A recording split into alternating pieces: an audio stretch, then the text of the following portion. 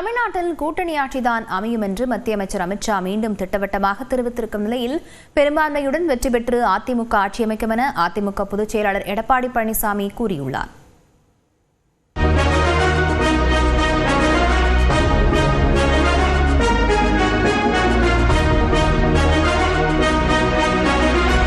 தமிழ்நாட்டில் 2026ஆம் ஆண்டு நடைபெறவிருக்கும் சட்டப்பேரவை தேர்தலுக்காக அதிமுகவும் பாஜகவும் கூட்டணி அமைத்துள்ளன. அண்மையில் தமிழ் நாளேடுக்கு பேட்டியளித்த மத்திய உள்துறை அமைச்சர் அமித்ஷா தமிழ்நாட்டில் தேசிய ஜனநாயக கூட்டணி ஆட்சி அமைக்கும் என்றும் அதில் பாஜக அங்கம் வகிக்கும் எனவும் கூறியிருந்தார்.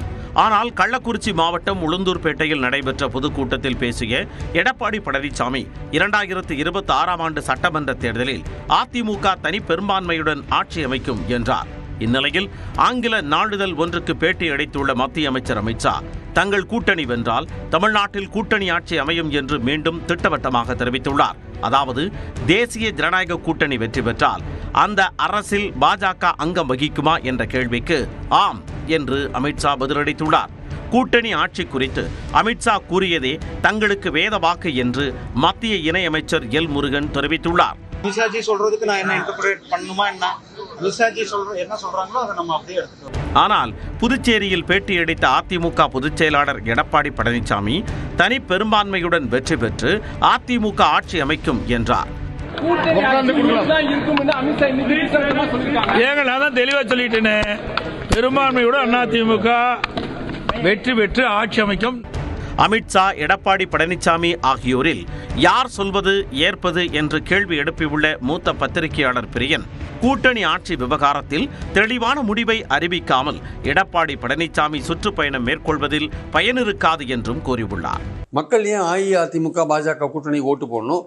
ஓட்டு போட்டால் என்ன மாதிரியான ஆட்சி வரும்? அது அதிமுக ஆட்சியா இல்லை பாஜகவும் பங்கு பெறும் கூட்டணி ஆட்சியா? இதற்கு பதில் சொல்லாமல் நீங்கள் உங்கள் பயணத்தை தொடர்ந்தீர்கள் என்றால் தமிழ்நாட்டு மக்களுக்கு ஒரு தெளிவான ஒரு விஷயம் கிடைக்காது. அது உங்களுக்கு ஒரு பின்னடைவை கொடுக்கும் என்பது என் கருத்து. தமிழக வெற்றிக் கழகத்தின் செயற்குழு கூட்டத்தில் விஜயை முதலமைச்சர் வேட்பாளராக அறிவித்து தீர்மானம் நிறைவேற்றப்பட்டிருக்கும் சூழலில் தமிழக வெற்றிக் கழகம் கட்சியை கூட்டணியில் இணைக்க முயற்சி நடைபெறுகிறதா என்று அமித்ஷாவிடம் ஆங்கில நாளேடு கேள்வி எழுப்பியது. அதற்கு பல கட்சிகளை ஒரே கூட்டணியில் கொண்டுவர முயற்சித்து வருவதாக அமித்ஷா பதிலளித்துள்ளார். ஆனால் பாஜகவுடன் கூட்டணி அமைக்கப் போவதில்லை என்பதில் உறுதியுடன் இருப்பதாக தாவேகா கொள்கை பரப்பு பொதுச் செயலாளர் அருண்ராஜ் நியூஸ் 18 தமிழ்நாடு தொலைக்காட்சிக்கு தெரிவித்துள்ளார். உள்துறை அமைச்சர் எங்களோட செயற்குழுவோட தீர்மானங்கள்லாம் அவர் பார்க்காம இருந்திருக்க மாட்டாரு. அவர் கண்டிப்பா கன்வே பண்ணிருப்பாங்க இங்க இருக்கிற லீடர்ஸ். நாங்க எங்க நிலைப்பாட்டுல மிக உறுதியா இருக்கோம். 100% இல்ல 1000% உறுதியா இருக்கிறோம்.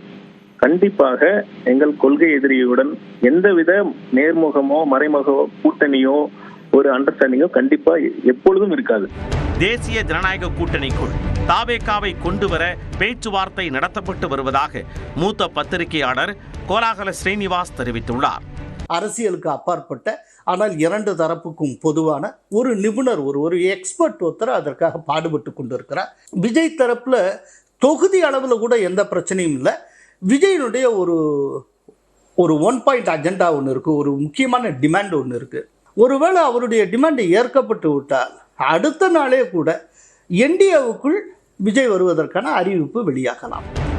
தேசிய ஜனநாயக கூட்டணியில் விஜய் இணைந்தால் சிறுபான்மையினர், தாழ்த்தப்பட்டோர் வாக்குகள் முழுமையாக திமுக கூட்டணிக்கு சென்று விடலாம் என்றும் கோலாகல ஸ்ரீனிவாஸ் தெரிவித்தார்.